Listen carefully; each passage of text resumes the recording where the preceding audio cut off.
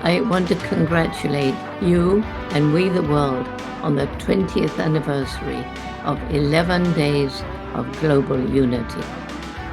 Together, you, me, and we can create a better world and have fun doing it.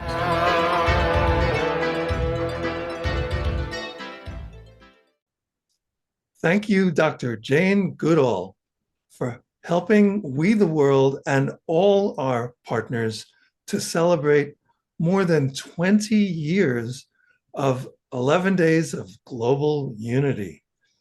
And thank you all for joining us. Welcome to the 11 Days of Global Unity Summit.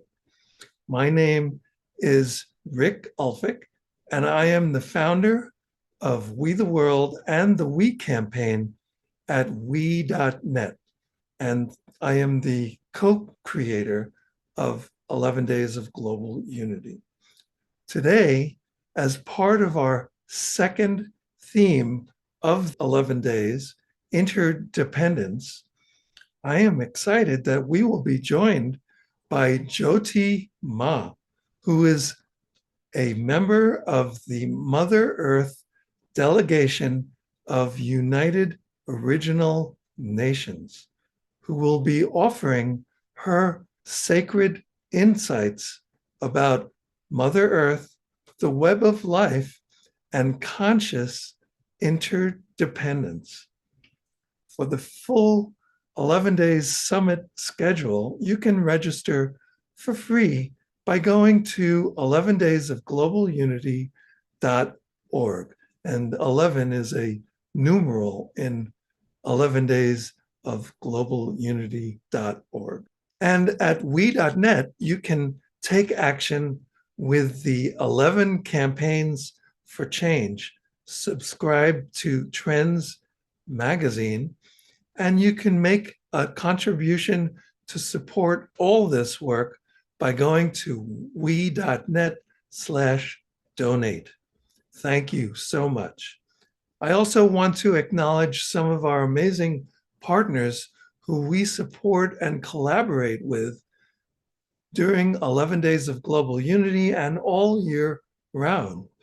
The UN International Day of Peace NGO Committee, Peace Day Philly, the Unite for Peace Coalition, which includes Unity Earth, the Sign Network, One World, Hubcast Media, The Awakening World, We the World, also Climate Week, the Deep and Rapid Transformation Convergence, Pause the World for Peace in Times Square, and the Pace e Bene Nonviolence Campaign. What an amazing movement representing literally millions of people working to achieve global unity, all working with We the World and the We campaign at we.net. So before we hear from Jyoti Ma, I want to mention some background information regarding Interdependence Day. Every year during 11 Days of Global Unity, we celebrate Interdependence Day on September 12th. We started in 2002 at the World Summit on Sustainable Development in Johannesburg, South Africa. There, our dear friend Angangak Liberth led the delegates in a convocation establishing the annual Interdependence Day. Angangak is an indigenous elder from the Arctic Circle. And for the launch of 11 Days of Global Unity, we presented We the World's Global Declaration of Interdependence, which was signed by Dr. Jane Goodall and eventually by thousands of others. You can see it and sign it by going to we.net/declaration. It was inspired by the Earth Charter, who we partnered with on this. So for me, conscious interdependence is best exemplified by the wisdom of indigenous peoples around the world. Now I'm excited for you to meet Jyoti Ma. Jyoti Ma is an internationally renowned spiritual teacher who has cultivated projects that demonstrate ways of life that honor the earth and all peoples. As the grandmother vision keeper of the Center for Sacred Studies at centerforsacredstudies.org, she co-founded KU Mari with spiritual communities both in America and Europe. She helped to convene the International Council of 13 Indigenous Grandmothers. She is the founder of The Fountain at thefountain.earth to restore an economic model that is based on reciprocity and collaboration, guided by nature and the sacred. And as a member of the Mother Earth delegation of United Original Nations, she has helped to create a global movement for and with the earth that is ready to activate the new day. Wow, very impressive. Welcome to the broadcast, Jyoti Ma. Well, thank you, Rick. And wow, it's so fascinating and inspiring to look what's happened over these 20 years, that this good thought and inspiration got manifested, and that it's come into such a large global movement that is held regularly. And what a profound moment for it to be held this year, because like never before, we are in such a turning time, which I'll share a little more about in a second, but such a moment where we can all galvanize ourselves, unify ourselves, light up ourselves, and begin to march with this prayer for peace and unity amongst all people, and to remember the Mother Earth and the transcendence that she's in motion to bring us all through. It's quite a prophetic moment, a very prophetic moment for us all. So I hope we take to the moment of choice we as a human species are sitting in. That's my prayer. Thank you. Thank you so much. So given all of your extraordinary work, I think we can all benefit from indigenous wisdom regarding our relationship with Mother Earth, our relationship with each other. That's interdependence, right? I mean, it's all interdependence, really. Our relationship with awe, wonder, and all that is, which is my way of including all the spiritual, religious, and non-religious paths that people are on. So taking all of this into account, I have two questions and topics for you. What can you tell us about the prophecies that you are bearing witness to during these times? And the other question is, when awareness awakens our knowledge of our interconnectedness, what changes? And even before you address these questions, I wonder if you can please talk a bit about yourself and about the mission you have been on for all of this time. Thank you. Oh, thank you, Rick. You know, my elders tell me that there is a story stalking each and every one of us. And when our soul is ripe enough to fully open itself, then that story swallows us. And we begin to embody that story. It embodies us, and we begin to walk on this, what we call this reality, through that story that's coming. That's what happened to me. It pounced on me and swallowed me. Some years ago, when my husband and I were asked to start a spiritual community, and we had no idea how to go about such a thing. But we had a lot of guidance. And up our 14-mile logger road to where we lived all together on top of a mountain in the Sierra foothills of California, the elders would come and they would find us and they would begin to initiate us and teach us and help us remember how to come back to an original way of life where all life is sacred.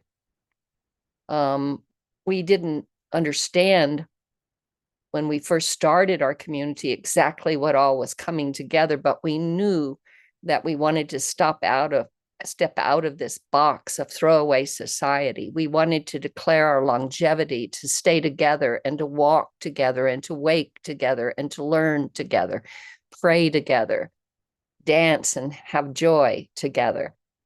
We watched our children born in my bed, and now they're old enough to go walking into the world after finishing college. They learned this way of life and are walking in that way of life everywhere they're walking, carrying the tasks that they've been handed by Spirit to do. So we've been doing this for almost 4 decades. When we began to go into ceremony, when we began to have this instruction by our elders, we began to remember ourselves and come back to the original protocols of life. Those original protocols of love and unity, reciprocity, collaboration, heart, love, and all life is sacred. We began to learn that those original protocols bring us back to Mother Law. We began to learn and totally activate within our understanding ways that we can walk on this planet and carry the tasks that Spirit has given to us in a unified front with others that are also waking. That we came to understand that those original people, the original caretakers of Mother Earth, she gave them a protocol. She gave them codes through their language and through their ways of life, through their traditions that would help her always sustain this creation and keep it healthy and well balanced. That's the wisdom that we're walking with right now, that ancestral wisdom that has still been maintained from those original days with a thread unbroken. And so when she opened our community, we began to listen and we began to stay in a present moment, because in the present moment, our mind does not run ahead and try to navigate or negotiate or control where we're going. When we stay in the present moment, our mind does not run behind us and bring regret here, our judgment, our guilt, our shame. When we arrive and hold the present moment, then we begin to restore a trust with Mother Earth herself, because we know she will send exactly what we need in this present moment for the alchemy of our soul and the work we carry. We know that this prayer that she has entrusted us with has guided our way for almost 4 decades. It has brought us into many different nations with many different languages. It has introduced us and helped us make relations with our original people around the planet. We didn't understand any of this when we began, and after 4 decades, we're beginning to. But what we have come to understand is that we had to move on some of the original principles that we were given through our community and our way of life, how to bring ourselves back into community so we can all learn how to be respectful to one another again. And so we called them the 4 R's. There was relationship. It seems to be first. We have to do all things by relating to one another and to all that is. Through responsibility, that we are here to be in service to this creation, not to dominate it. to reciprocity, because reciprocity is the first principle of life on all the foundations. And once reciprocity, when we give and we take in a balanced way, all life shares itself and all has what it needs and all is benefited for the all. And respect. We must show respect for one another. These were some of the building blocks upon which we began to stand and began to watch how we walked and how we talked and how we thought, because we came to understand that we had been colonized. We had been put into a box and an understanding that had brought us into materialism, into life as product, into the earth as a product that can be extracted from. We lost that sense of reciprocity about giving and taking and respecting all life. We lost that relationship with Mother Earth herself in the late 1500s, when that cord to Mother Nature was cut, and we lost ourselves in the process. But now we're starting to wake. Many have started the return journey back to that place, that first original place, and are restoring that connection with Mother Earth. And as that presence comes in, as we begin to learn about the original principles, she's challenging us. She says it's most important right now that we embody those principles, that we be love, that we be reciprocity, that we be heart, that we be unity, that we be peace, that we be a constant respect flowing to all of this creation. And so as we embody those principles, then we begin to walk into an understanding with the prophecies that you want to ask me about. So that's how my mission brought itself about. And now what I also think is there is a story that's been stalking Mother Earth, and it's going to swallow her and us in that process. What is the new dawn? And how do we get there?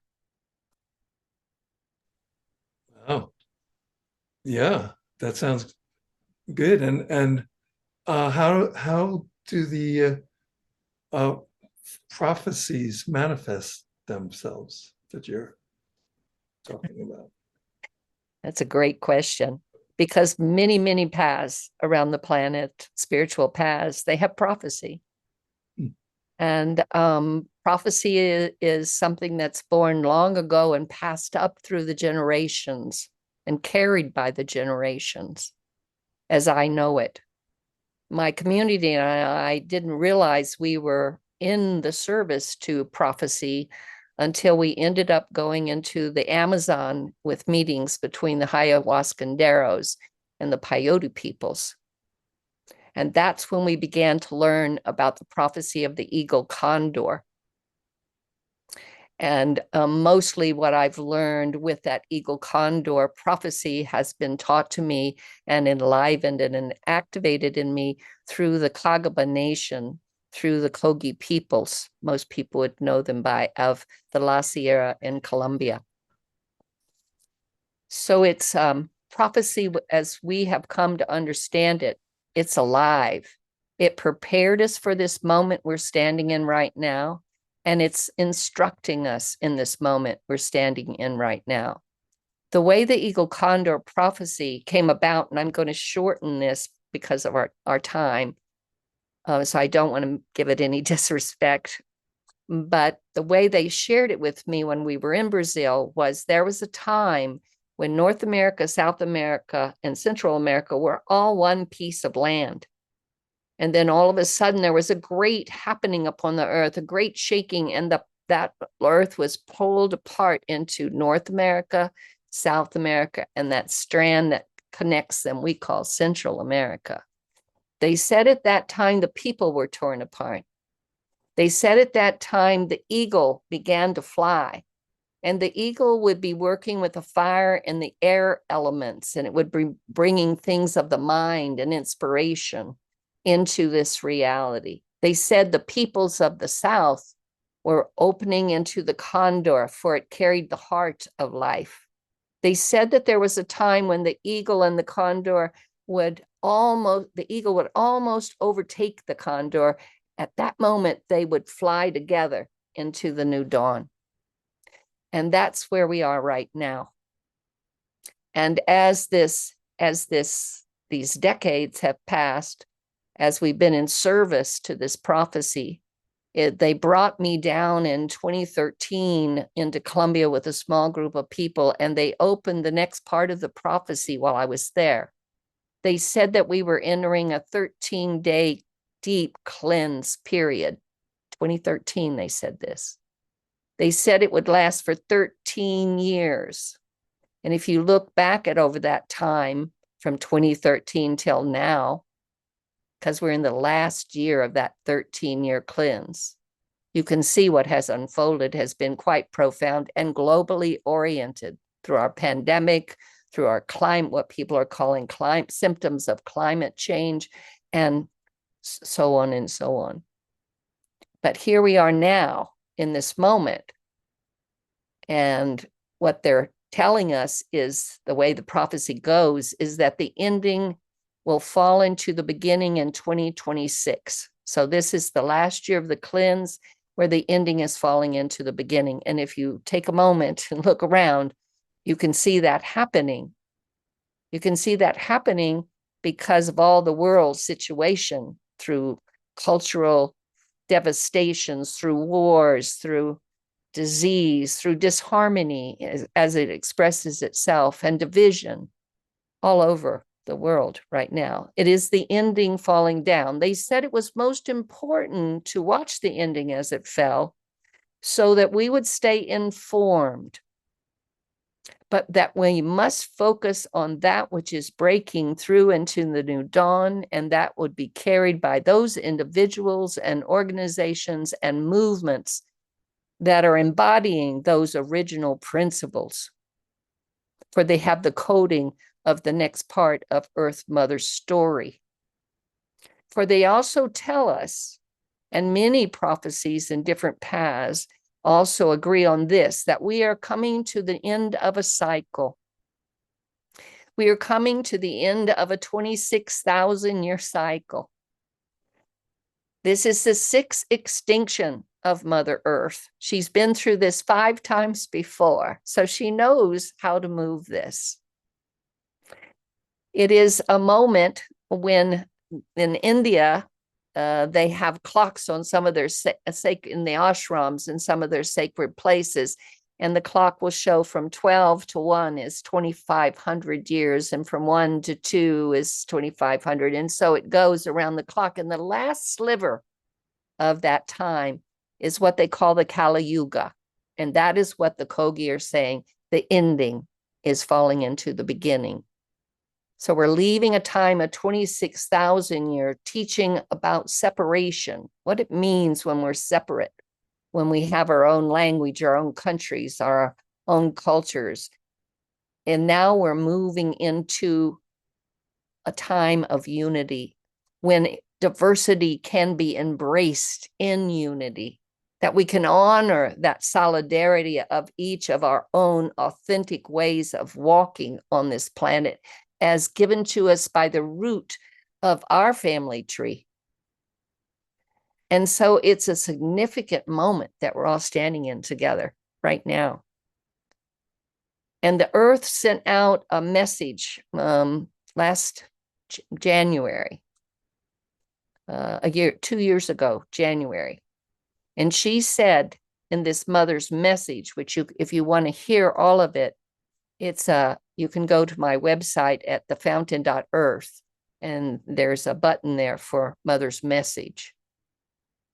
What she said in that, and this came through the Kagaba after we had walked and laid down Pagamento sacred prayers in the Arctic Circle. We had been to the Arctic Assembly. They had brought a message there. And then the minister of our agriculture from Dubai asked them to bring a message to Dubai, because there was getting ready to be a COP gathering, a gathering of leaders from all over the world. So they brought what they had learned while walking across the Arctic into a message, and we created a film. And then they looked at this film. Did we get it the way you really want this message? Is this how you want this message to go out to the world? They said, yes, please send it to Dubai first and then send it around the planet. And so we did. And as we did, many original people started to let us know, yes, this is the message we're getting as well. People aren't listening to us. How can we get them to listen to us? How can we get them to awake to the moment of choice we're in? How can we get them to awake to the need to serve Mother Earth in her moment of ascension? And now I've just gotten off a call this morning, and they're preparing in through their own consultation. They're preparing the message the mother wants to bring now, because at the end of this year, 1st of January of 2026, that 2 years is up. And so she's coming to say where we've come to in this time. What she said then was, we must align with Mother Earth and support the original people, because she's giving them a formula for her healing and ascension. And if we all line up behind that, then everything will be taken care of. Everything will find its way back into balance. If not, the Mother Earth is going to have to take her own movement in her hands, and it will become much more challenging for us as a human species, because she's done this before. She's ascending into the heart.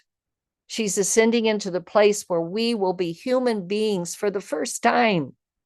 We've been humans studying about survival, and we've been humans studying about those animal instincts within our nature, how to grow them in their awareness. And now it's time to move and ascend with her into the heart, the golden heart of life, where all life is sacred. And we're sitting at the table again, all circled up one more time, to honor each person and the thread they carry from their own line.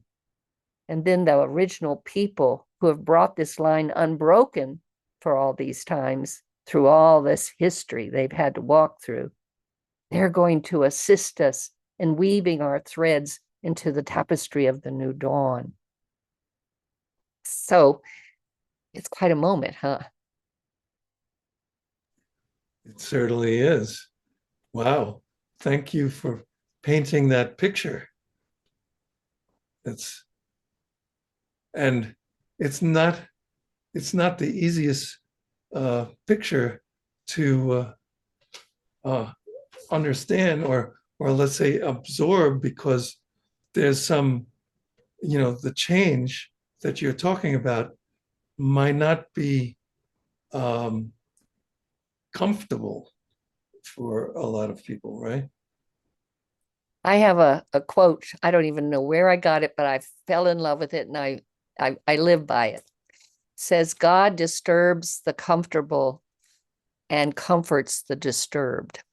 Yeah. So I figure, well, then I can always be with God. So that's okay.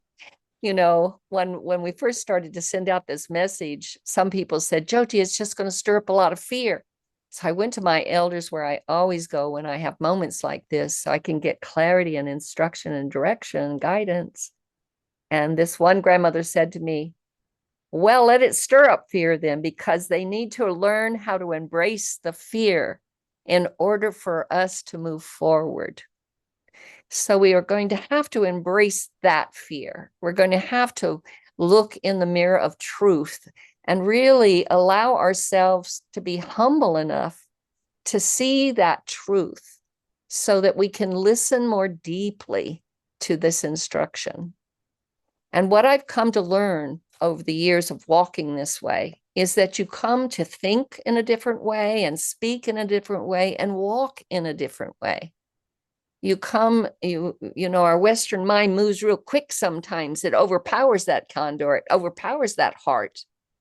But when we use our spiritual practices, and all of us have some just as simple as getting up with a glass of water in the morning and going outside to greet the sun and give gratitude for the day, and pouring 4 drinks of it onto the Mother Earth, and then drinking it, sharing it with your family. your four-leggeds as well. That starts your day, and that is an act of peace that is gathered every single day. What I've noticed in working and serving in this way over all this time is that, first of all, the protocol of the earth has given to the original people, the caretakers of this root of life. She gave them the ceremonies traditionally in the different nations around her skin, so that certain cycles of the year pass with the sun and the moon, the stars. They are guided through that protocol to hold these traditional ways that feeds that web of life, that brightens that web of life, that brings light back into the moment of time here, because we're all light. We've just gotten lost in some darkness. And so through that honoring of cycles, and then looking at the cycle I just shared with you of what the earth is going through right now, you can realize how important cycles are. Those 13 moons, when we follow the 13 moon calendar, it tells us when to plant foods. It tells us when to hold ceremony. It tells us when to care for life at certain times during those moon cycles. When we changed our calendar from the 13 moons, we began to already disalign ourselves from the Mother Earth and her intention, her protocol. And that's caused some of the disturbance. So many are starting to practice that 13 moon cycle way again. And they're finding, I know that when I sat in ceremony is when I started to see how much my mind ran around, and the ceremony, the practices helped me still the mind so it can connect to the heart, and the intelligence of the heart can speak and show the way. And then I use different words. I find that we, as in the West, we talk a lot. So we use a whole lot of words, but I came to learn in ceremony that words are powerful. So I need to be thoughtful with my words, more conservative with the use of my words. I need to deeply listen. So this web of life, as it starts to brighten itself and show itself more fully through these old ways. And can you imagine that when the planet is in a practice of that through all nations, with all peoples? Can you imagine the understanding of the interconnectedness that awakes inside of us with so much brilliance? And as that conscious interdependence awakes within us, that awareness begins to show us how, as some have said, a butterfly can move its wings over in one country while a tornado answers it in the other, that we're that connected to one another, that there is a global mind, that we are in the process needing to still quiet that mind so it can realign again with the heart of our spirit within and the spirit of this creation we call Mother Earth. So it's been such a learning. I'm so humbled by it. I'm so humbled that we have built and restored a trust in those relations that we've walked with these many, many different nations of original people globally, and with the close, deep relationship that we are now very involved with the Kagaba nation, the Kogi peoples, as they are now serving some of that through us, some of that instruction the Mother Earth has said to do, so that you can go to the website and learn more of what that initiative looks like. But she has us, one place is really opening the old original ways of transmission of ancestral wisdom and that original coding for this earth to the children. And that is happening in many of our original peoples right now. So I like to say that right now I can tell you that after a travel through the summer, what I came to see was the root of the tree of life. That root culture has opened now and has started to move that original wisdom to guide our way into the new dawn through the children. So it's in motion, and that got my heart happy. Because you can get really distracted by this part that's falling down, because it's hollering and screaming, and it's a contest for control versus acceptance. It's a contrast for hate versus love. It's a contest for unity versus separation. I could go on with, it's contesting us on all those elements of life that bring life into a robust expression of life. And so we must be radical in ourselves right now, in the action we are taking, the thoughts we are making, and the words we are giving, and the way we are walking. We must be radical as peace activists in this way right now. I couldn't agree more. And, and you're leading me to my call to action, right? Because that's what you're presenting us with. And we have a choice, right? Yes. We can be unaware of the interconnectedness that you've been talking about. We've been talking about conscious interdependence, or we can choose to accept that reality that we're all part of, right?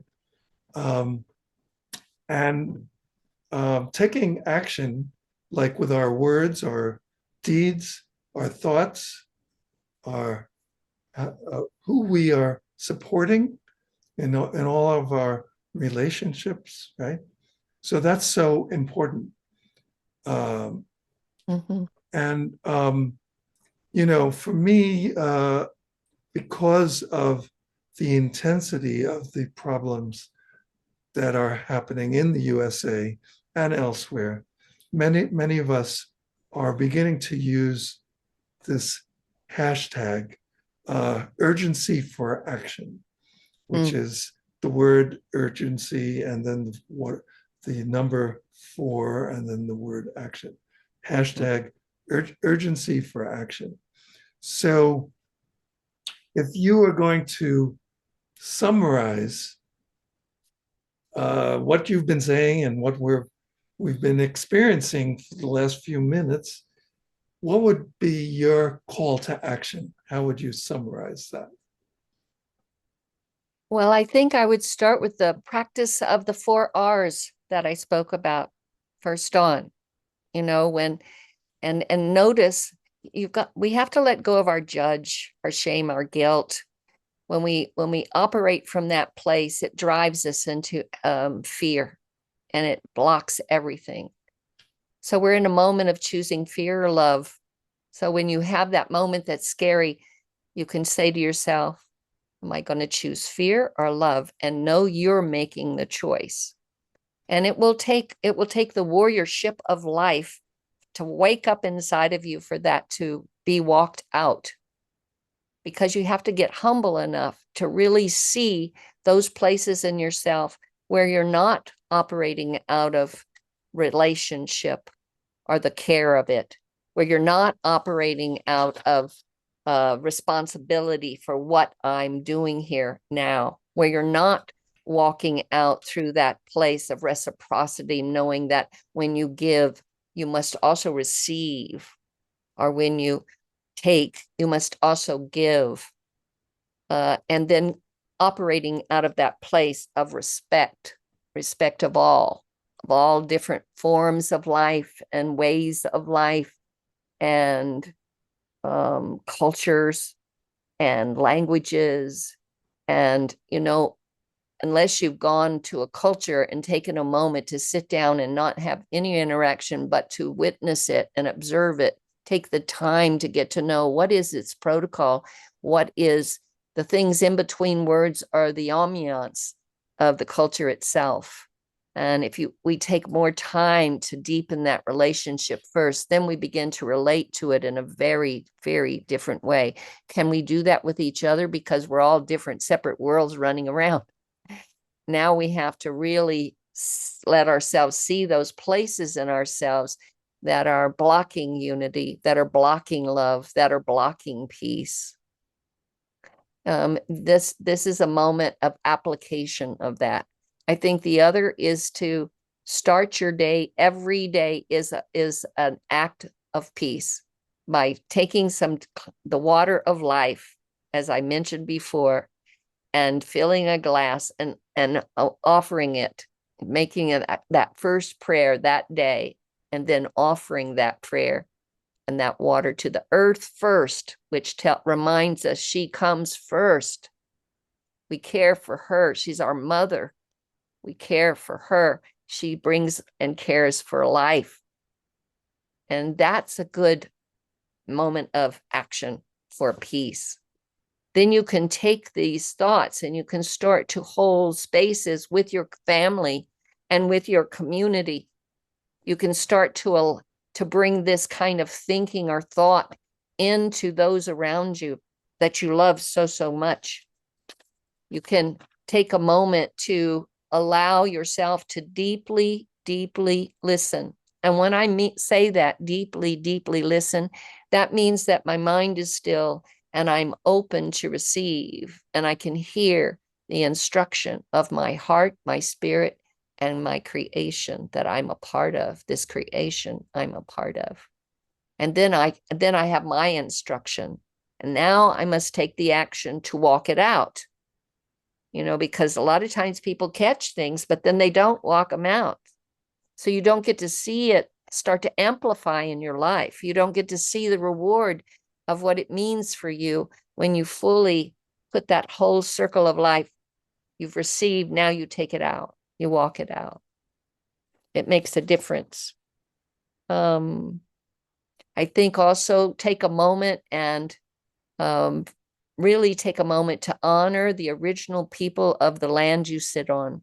If you don't know who they are, you can find out. Maybe it will lead you to meet an elder. And if you do, you might want to practice some of these things I've been talking about. And don't walk, it's not good to walk up to an elder and start to already come with that attitude of taking. Let me come and sit with you. And can you tell me, we become extractive in our attitude. And then that's felt by that other one. So just come and sit with that elder. And when right time presents itself, you can say, I really want to learn the protocol of this land because I want to walk respectfully upon it. Can you help me? And they will. They've been sharing for eons now, for quite several decades now, original protocol.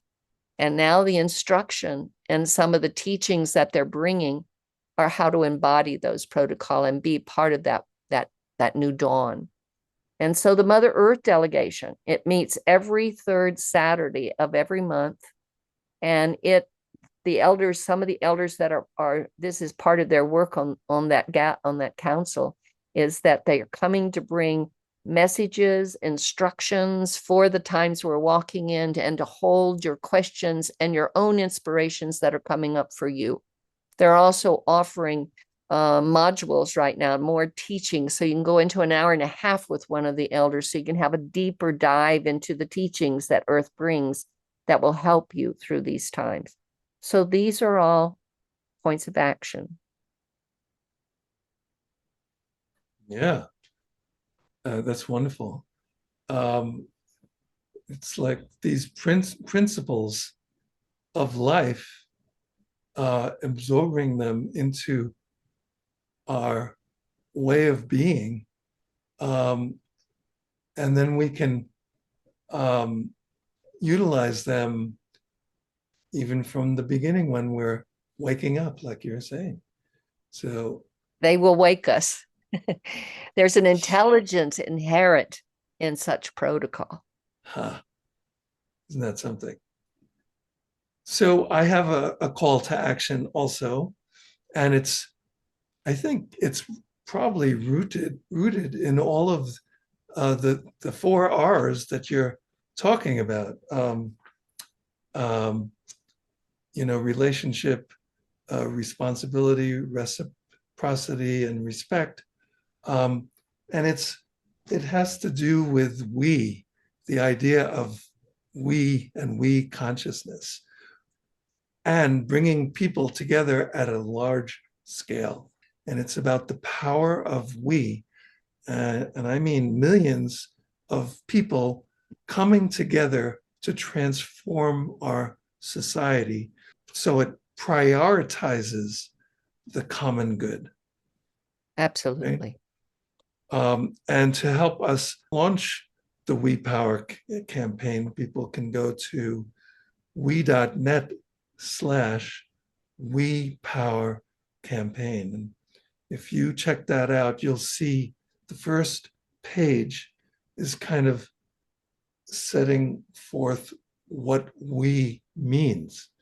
And it's totally all inclusive. And it's not just people, by the way.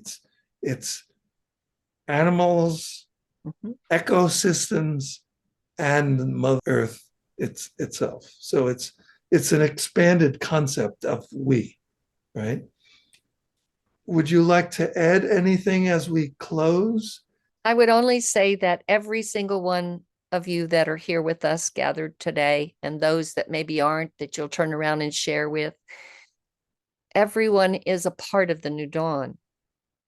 Everyone is significant to what the new dream that's waking is all about. Every single one.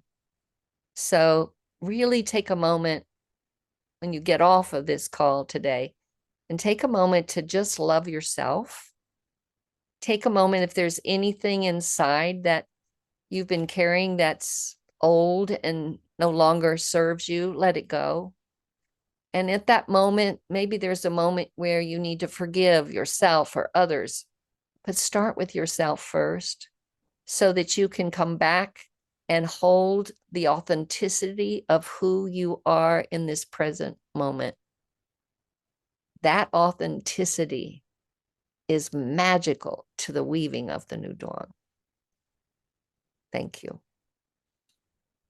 Well, this has been an amazing, inspiring discussion. And Jyoti, do you want to give some information about how to people can collaborate maybe with you going forward? You mentioned about the fountain and the website. Do you want to give that again?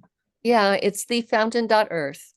And if you want to connect with me, you can connect through there. There's a way that they'll show you how to do that. And they always send me the emails and then I'll get them that way. We also have a donate page so that if you want to share resources, so that then once you learn what we're doing in Colombia with the restoration of the 9-part golden body, and I won't tell you more, I'll just tease you a little bit with that. But it's an amazing process that we're in service to, and to this passing of knowledge to this original ancestral knowledge to the children themselves so they can carry us into the new dawn. All these kinds of things need all kind of resource. So let's collaborate. We're in a moment that is not recommended collaboration. It's required. High collaboration, she said. And I'll just leave you with one message she gave me at the first of this year. She said, as we entered 2025, she said, it's important to watch the ending as it falls so you stay informed, so you can make strategic, mindful steps through and bring the light of the new dawn as you step through this year of the mind field, the MIND field. And you must hold ultimate paradox. It's in the cure. So that has been really good instruction for me, because it has been a minefield that we've been trying to walk across, bringing a light of a new day and the presence of love. Wow. So, yeah. Thank you. Thank you. The mind field. I love that. So thank you, Jyoti Ma, so much. Thank you for all the good work. And I'm humbled to be able to be a part of this year's celebration of global unity through these 11 days and through this special day of interdependence, conscious interdependence, that we are offering our prayer and our story from. So Exactly. stay safe and know Yes. you are the peace you called into being. Yeah, exactly. And thank you all so much for watching this and for being part of 11 Days of Global Unity. To get involved with We the World, you can go to we.net. It's all about we, right? This is a W. So let's go from a me society, this is like an M, to a we society. And that's why we launched we.net. So together we can create a world that works for all. Thank you so much.